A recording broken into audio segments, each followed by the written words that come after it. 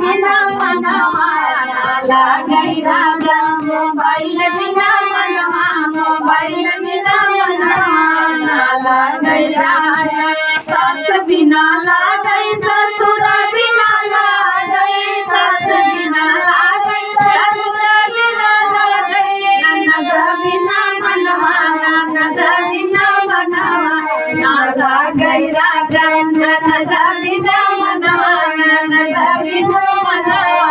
लागै राजा मोबाइल बिना मनवा मोबाइल बिना मनवा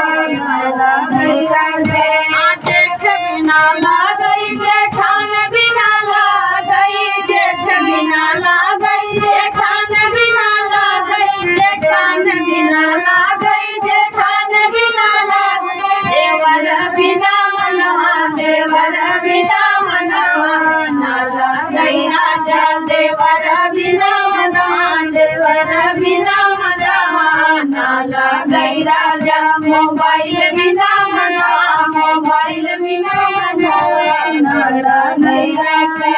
टोल बिना लागै महल बिना लागै टोल बिना लागै पड़ोसी बिना लागै पड़ोसी बिना लागै पड़ोसी बिना लागै हो यार बिना मनवा हो यार बिना मनवा लागै राजा हो यार बिना मनवा यार बिना मनवा लागै राजा मोबाइल बिना